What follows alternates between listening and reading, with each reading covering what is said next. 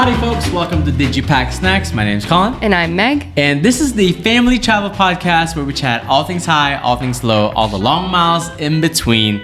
And this week we're coming to you live from Malaysia, but we're gonna talk to you about the mysterious, exciting, exotic location of Bali, Indonesia. Yeah, I'm so excited that we finally got to go there. It's been on my bucket list forever. I feel like Bali is the one place where on Instagram you're like scrolling and you see a picture and you're like, of course that's Bali. Yeah, and it is all Julia Roberts' fault. Yeah. Yeah. Because Eat, Pray, Love. Yeah, thanks, Julia. In case you, yeah. But no, this week, man, if you're keeping up with us in real time, I have to say my apologies that this podcast is coming to you like a day and a half late. It has been such a challenge, but we're dedicated to releasing these every week.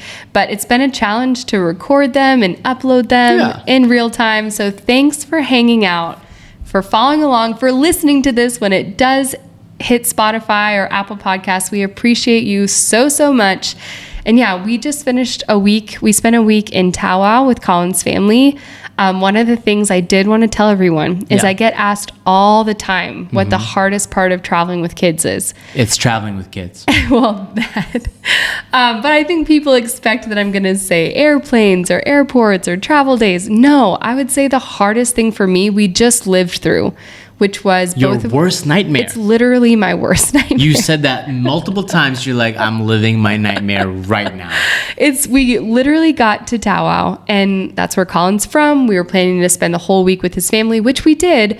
But during that week, both of the girls came down with some virus. I mean, we had them tested and everything came back negative. So who knows what it was? I'm sure they just got it from an airport.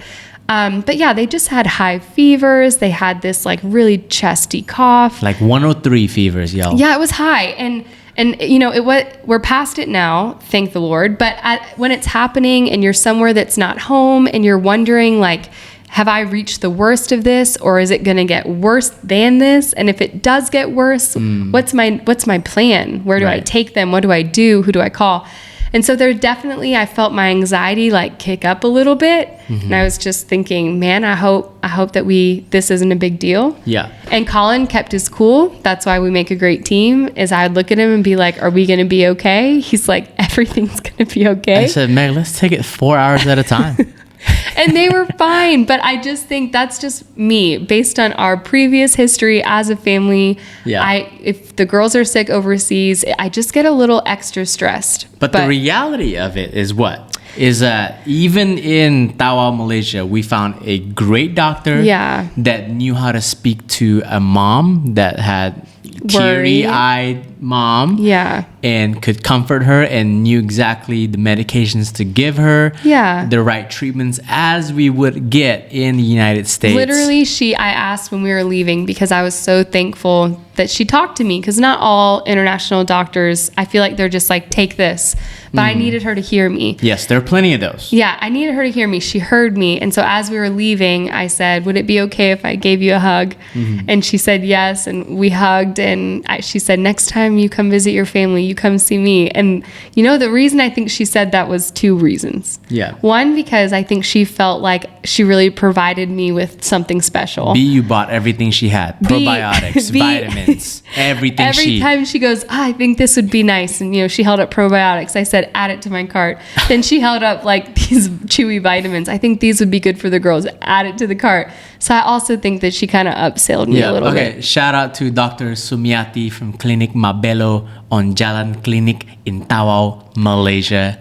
You're the best. You're the best. And even though last week was filled with a lot of fevers and snotty noses, I will say though, we did get quality time with your family in the midst of all of that. Yeah. Because some days one of the girls felt better. They got to go hang out. We got to spend, you know, at the beginning and the end of our time there, we got time to eat meals together. And I do think it was the very first time that when we were driving to the airport, we are now in a different part of Malaysia. We're in a city called Penang.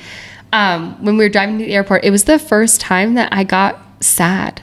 Like I told you that my eyes like felt teary because the girls had such an incredible, the time that they did get to spend with your extended family, they loved so much that it just made me sad that we're so far. Like that in our day-to-day life, getting there is just so much work. Right. And that makes me sad because I know that it's going to be some time before we get to do that again. And that makes me sad. And that was the whole point of the trip. So like, it was a huge like check mark. Yeah. Because, you know, a little snippet, I'm from Malaysia, but we live in the US.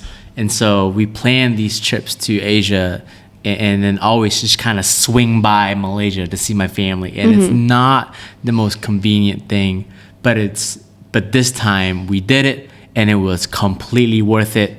And when you have these times, like I've just felt like my heart, the only way to describe it is that my heart is full. Yeah. And that's what these past couple days have been like. We got a couple more days in Malaysia and we're just going to go back to Malaysia with some memories made. US. We're going to go home with some memories made, hearts full, and ready to just like take on normal life again. Right, because even like today, we're in Penang with some of Colin's immediate family, and one of his brothers is staying with us. The girls don't get to see him very often. This is the second or third time they have hung out. Yeah. In all of life. Right. And Liv, you know, our youngest, she's 5. She's like reaching for his hand and choosing to sit next to him in the car. And you can just tell that they've like formed this little bond. Yeah. And so like those things are so special when your family lives far away. Yeah. Like those moments are so special. You really take it for granted when your family lives down the road. You do. But that's another huge reason why we love travel is because we get to spend time with people that we love, including our kids. And our week in Bali is no less than that. You like that transition? Yeah, that was good. Yeah. Let's talk about Bali. Okay, we're going to talk about the different things that we like, things that we didn't like. If you're here, if you're a family and you're looking for some Bali, like what's the 411 on Bali? Like what's the whole vibe like? Can I bring my kids there? Is it going to be fun? I hope this is an episode for you. So let's get things started. Megan, start us off. Okay, so where we initially stayed wasn't chosen based on any recommendations from anyone. We literally chose this resort because we got to stay there 4 nights for free. Yep. Thanks to Colin using his IHG rewards. Hey. We can share more about that. We have shared a lot about that in previous podcast episodes. We can leave a link below if you want to check it out. Yeah. But basically, he acquired and started using this card knowing that we would be spending some time in South Asia this year, and points go a long way here. Yeah. Like to book a night in the US, you're not going to go far. But whatever our reward points ended up being, what was it? The total?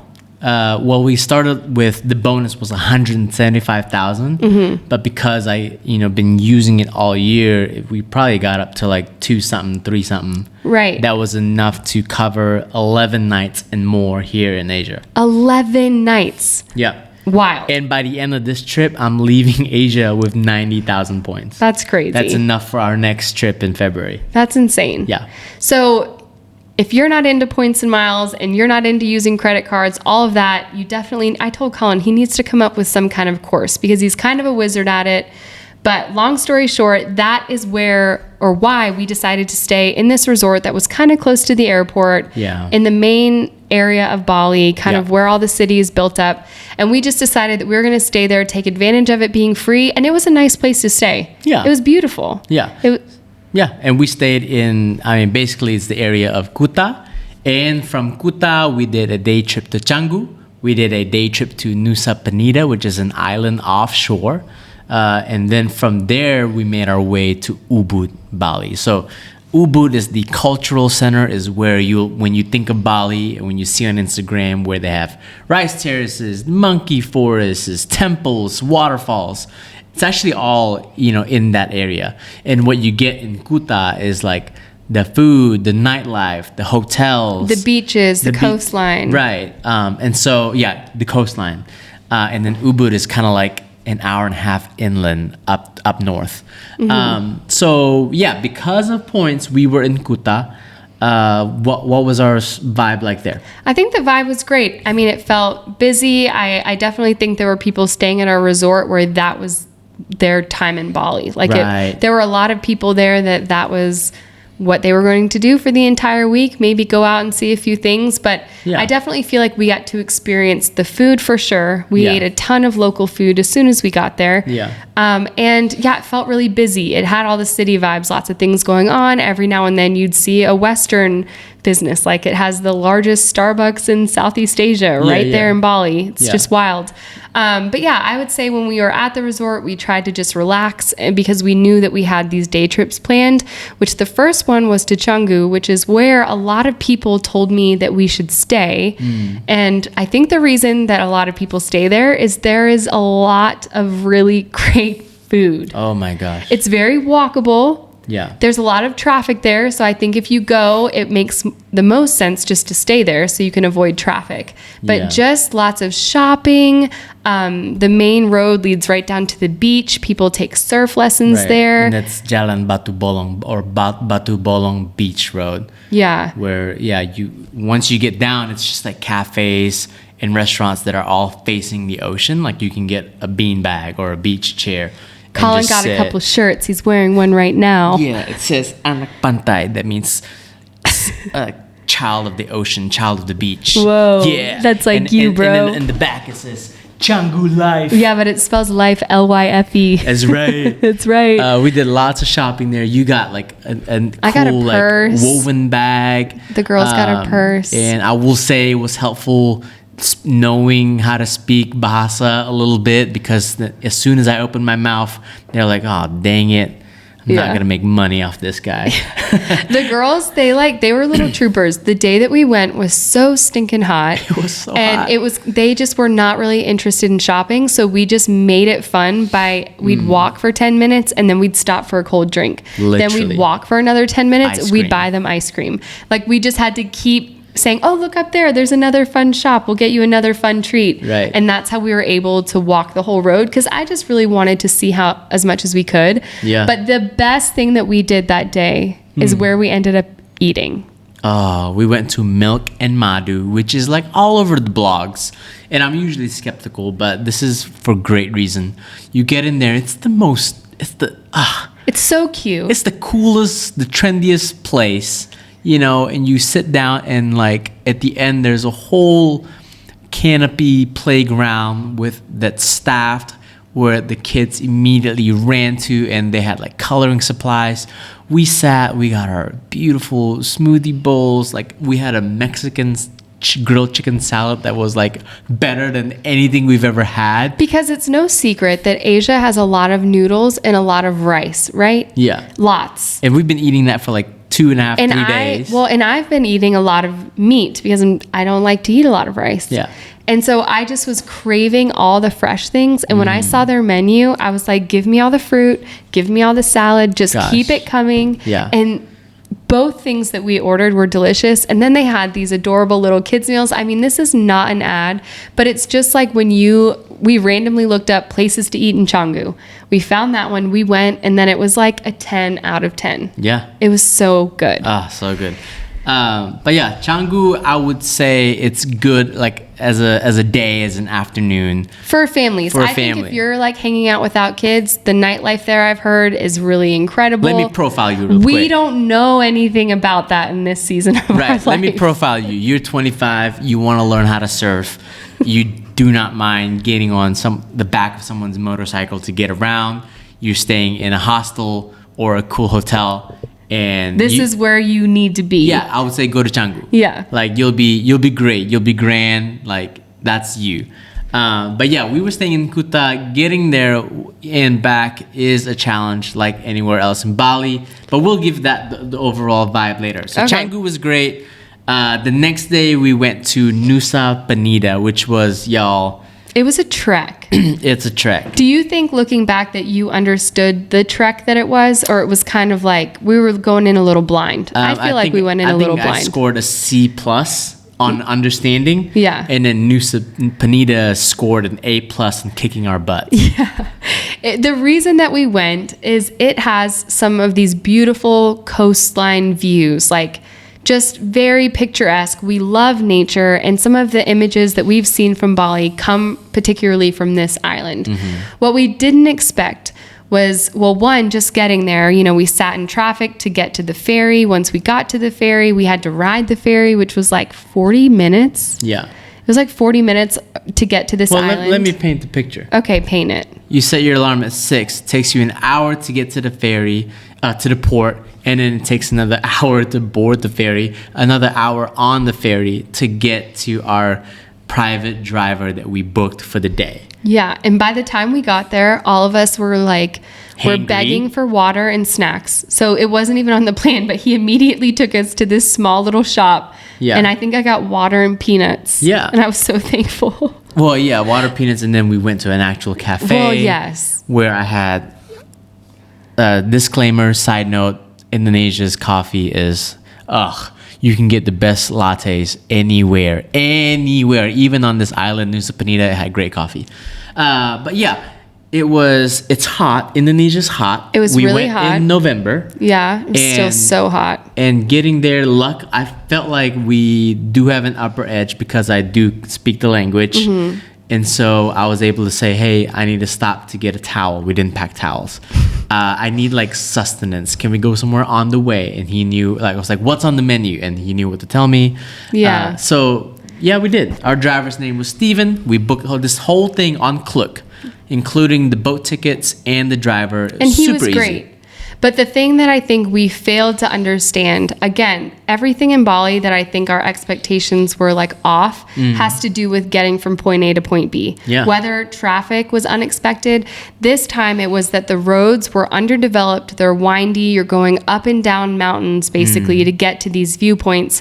And so it was just long, bumpy rides that were hot because there wasn't great AC in the car, but also because it's so hot, like the cars are struggling to give you good AC, right? And so I think that day can be summarized that we spent a lot more time in the car than I think we anticipated.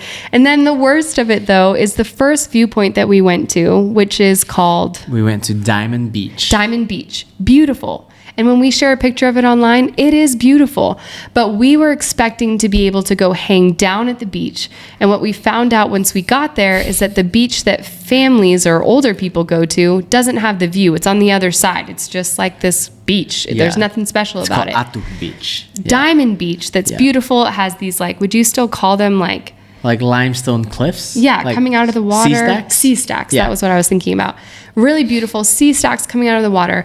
But the stairs to get to this beach go straight down and then they go away and you have to use like a rope kind of to rappel down a portion of the way. And at some point, we got determined, we went halfway and a guy was like, wait, do not take your kids down there. You're taking your kids down there? And I said, well, I haven't seen it yet. Is it challenging? And he goes, I'm not even going down. And I said, yes, sir. Thank you for telling me. And we weren't trying to put them in danger, but I just was I needed to see it for myself because I just was kind of bummed that we went all that way and couldn't hang at the beach. And we told the girls hey, get your towels. We're going to go swimming. Right, at the most beautiful beach. No, we're not. No, joke's on you. We took pictures.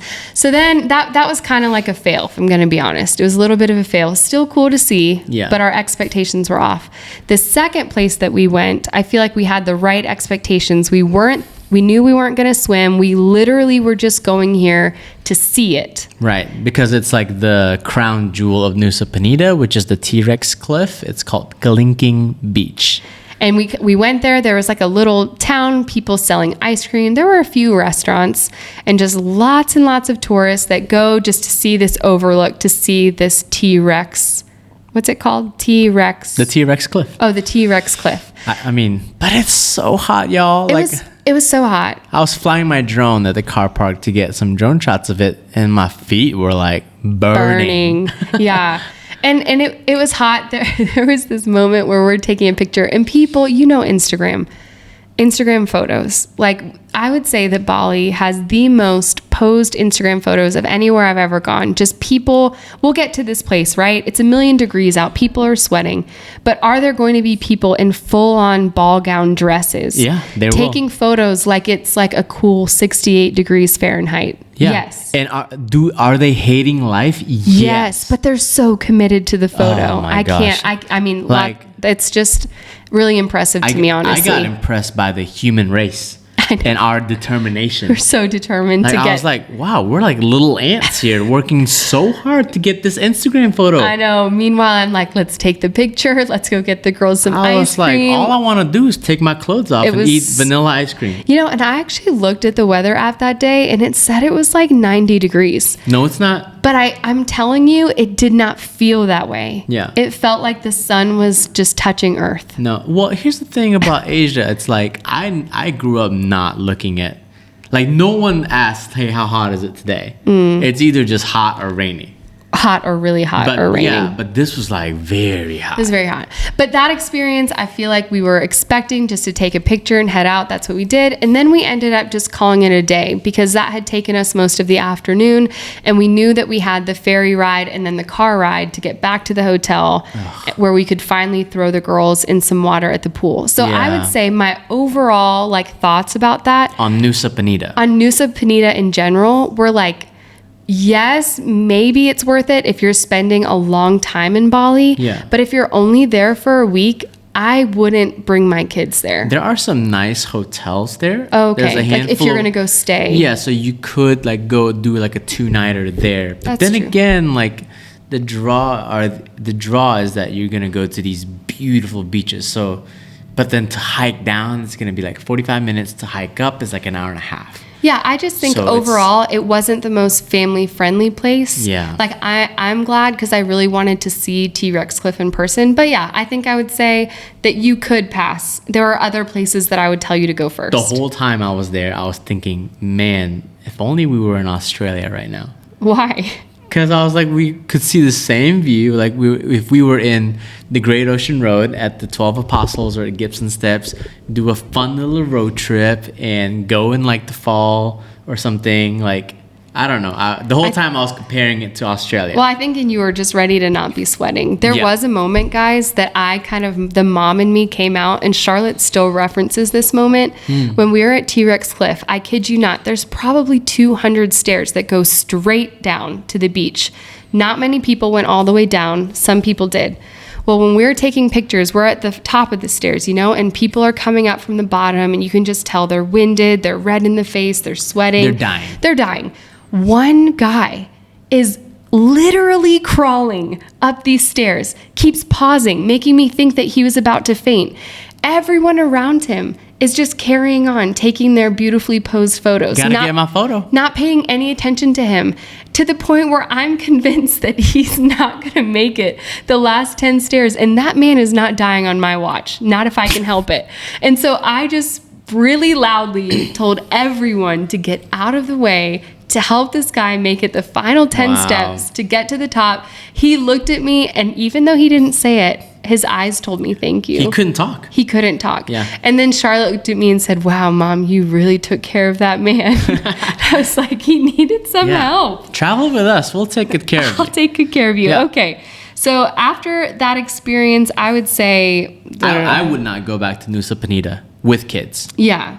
If I was like young and ready to have fun, yes. Yeah, it would be a good day trip. Yeah. Rent a motorcycle, but there's plenty drive of other around. things to do in Bali, which is the next thing we did, which is I think our favorite thing we did. Yes. Which was our 2 nights in Ubud. Yes. And so from Kuta, again, like we woke up, we got a Grab all the way to Ubud, and it was like a $20-$30 US dollar taxi ride.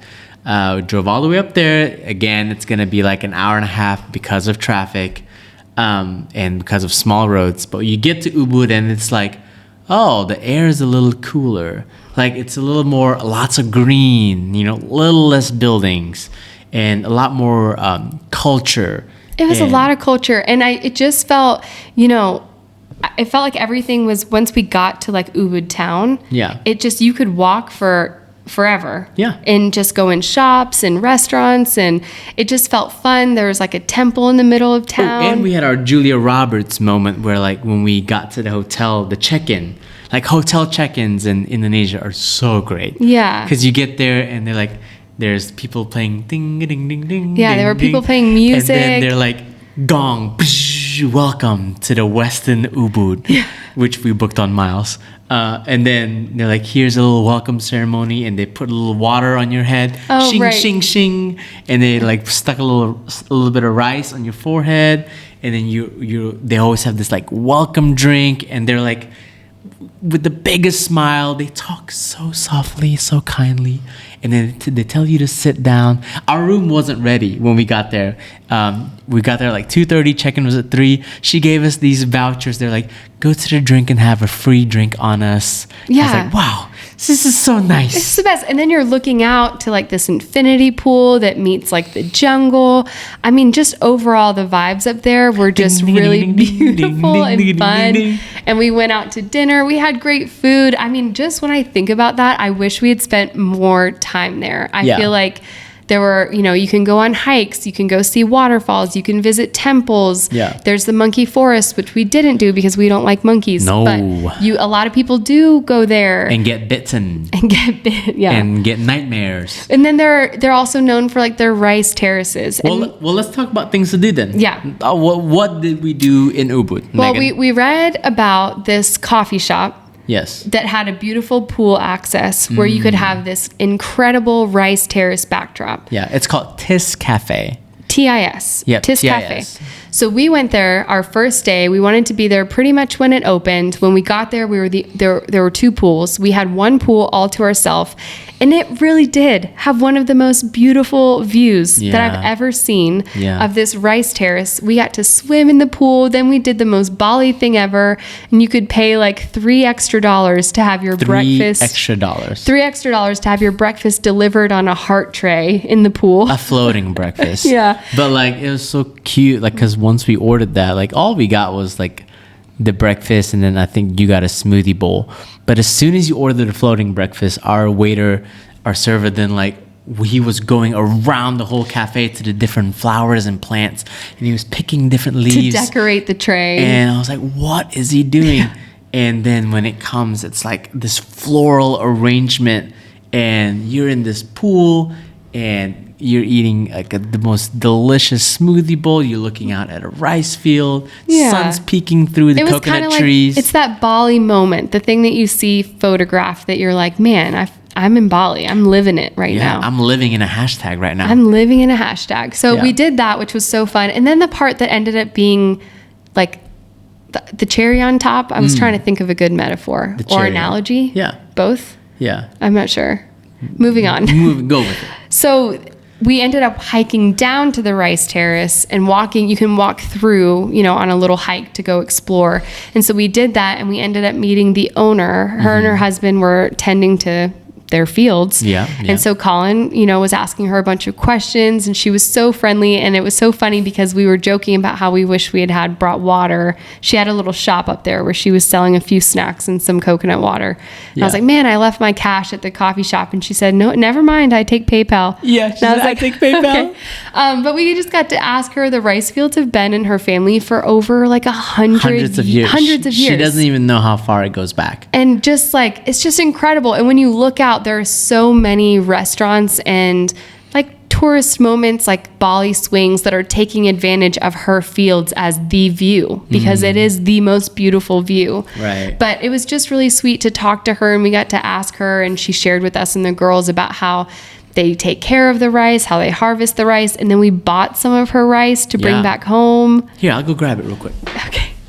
Ding, ding, ding, ding, ding, ding, ding, ding. This is the Bali rice that we got from the sweet lady. But yeah, we're gonna have a whole vlog on Bali and Ubud and all that kind of stuff. So make sure you check that out, where we meet the sweet lady. Yeah. It's probably our favorite part about that day. After that, we kind of ventured into town, walked through some markets, had some kopi luwak. And then we even stumbled upon this coffee shop that had an actual civet, a luwak.